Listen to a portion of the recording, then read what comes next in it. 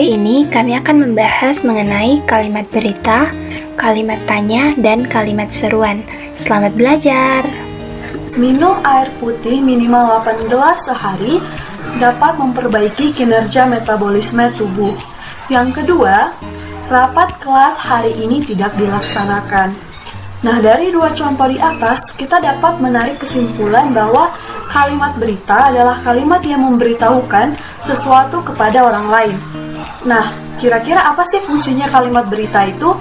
Nah, kalimat berita itu mempunyai fungsi untuk memberikan informasi kepada para pembaca dan pendengar tentang pengumuman atau isi kalimat yang akan disampaikan. Nah, ciri-ciri kalimat berita itu ada 4. Yang pertama, isinya memberitahukan sesuatu. Yang kedua, intonasinya netral, nada suara terakhir turun. Yang ketiga, tanggapan pembaca atau pendengar tidak ada. Dan yang terakhir adalah dalam penulisan diawali dengan huruf kapital dan diakhiri dengan tanda titik. Makna kalimat berita. Yang pertama, makna kalimat positif.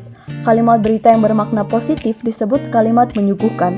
Kalimat berita positif adalah kalimat berita yang berisi pemberitahuan mengenai suatu informasi, bukan pengingkaran atau penyangkalan atas informasi tertentu. Ciri-cirinya adalah menggunakan kata tegas seperti akan, memang, betul, sungguh, dan sudah tentu. Contohnya yang pertama, sudah tentu aku akan ikut bersamamu besok. Yang kedua, Opik akan pergi ke Bogor besok siang. Yang ketiga, banjir di Jakarta kali ini lebih besar daripada banjir tahun 2000. Makna kalimat berita yang kedua adalah makna kalimat negatif. Kalimat berita negatif adalah kalimat yang berisi penyangkalan atau ingkar. Kata ingkar tidak dan bukan ternyata pemakaiannya berbeda-beda. Bentuk ingkar tidak digunakan untuk predikat verba, adjektiva, dan numeralia tak tentu. Bentuk ingkar bukan digunakan untuk predikat nomina dan numeralia tentu. Contohnya, yang pertama, dia bukan seorang dokter, melainkan perawat. Yang kedua, rapat kenaikan kelas tidak dilaksanakan hari ini. Hai, udah makan belum? Aku beliin ya. Gimana? Menurut KBBI, kalimat tanya merupakan kalimat yang mengandung intonasi dan makna pertanyaan. Sedangkan menurut Enung Nuraini, kalimat tanya merupakan kalimat yang menyatakan rasa ingin tahu, yang isinya menanyakan sesuatu. Sedangkan menurut Pandean, kalimat tanya merupakan suatu kalimat yang pada hakikatnya menanyakan sesuatu atau menginginkan suatu jawaban. Kemudian kita masuk ke dalam ciri-ciri kalimat tanya. Yang pertama, kalimat tanya selalu diakhiri dengan tanda baca tanya. Dan yang kedua, kalimat tanya pada umumnya menggunakan kata tanya di awal kalimat seperti 5W plus 1H. Apa, siapa, di mana, bagaimana, dan sebagainya. Kemudian yang ketiga, kalimat tanya sering diakhiri dengan akhiran kah seperti bagaimanakah, apakah, siapakah, dimanakah, dan lain sebagainya. Yang keempat, berupa tanggapan konfirmasi yang mana intonasi pada akhir kalimat itu meningkat. Kelima, yang terakhir yaitu kalimat tanya yang mengharapkan tanggapan yang jelas dan panjang intonasi pada kalimat akhir itu menurun. Kalimat tanya terdiri atas 2 jenis. Yang pertama yaitu kalimat tanya informatif dan yang kedua kalimat tanya konfirmatif. Kalimat tanya informatif merupakan kalimat tanya yang berisi permintaan informasi terhadap salah satu unsur pembentuk proposisi, yang mana dalam hal ini ditandai dengan kata tanya seperti apa, siapa, bagaimana, di mana, berapa, dan sebagainya.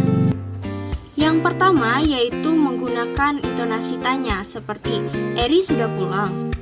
Dan yang kedua menggunakan partikel tanya seperti hari ini nggak ada kelas ya. Yaitu partikel yang digunakan di dalamnya adalah ya, masa.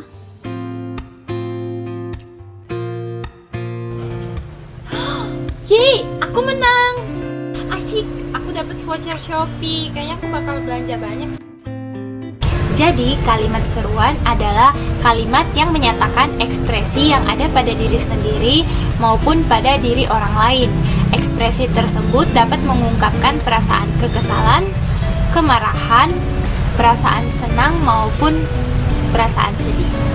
Yang selanjutnya adalah kalimat seruan juga mempunyai ciri-ciri. Jadi, apa sih ciri-ciri dari kalimat seruan? Yang pertama adalah intonasi naik turun menyesuaikan dengan ekspresi yang akan kita tampilkan atau kita sampaikan. Ciri-ciri yang kedua adalah kalimat seruan bertujuan untuk menyampaikan kemarahan, kekesalan, kesenangan, kesedihan, keraguan, dan lain-lain. Ciri-ciri yang ketiga adalah kalimat seruan biasanya juga dilengkapi dengan kata jangan atau tolong. Jadi, ciri-ciri yang selanjutnya adalah kalimat seruan pasti akan menggunakan tanda seru pada akhir kalimat. Dan ciri-ciri yang terakhir adalah biasanya kalimat seruan menggunakan partikel lah dan kan dalam contoh kalimatnya. Yang ketiga adalah fungsi kalimat seruan. Fungsi yang pertama adalah mengekspresikan rasa kagum, takjub, dan heran terhadap sesuatu yang terjadi. Yang kedua adalah mengekspresikan kebahagiaan atau senang terhadap sesuatu. Yang ketiga, mengekspresikan sikap larangan atau melarang sesuatu yang akan dilakukan. Yang keempat, mengekspresikan kebingungan, kaget, dan juga terkejut karena tidak tahu apa yang harus diperbuat. Yang kelima, mengekspresikan ajakan dan menunjukkan kepada suatu hal.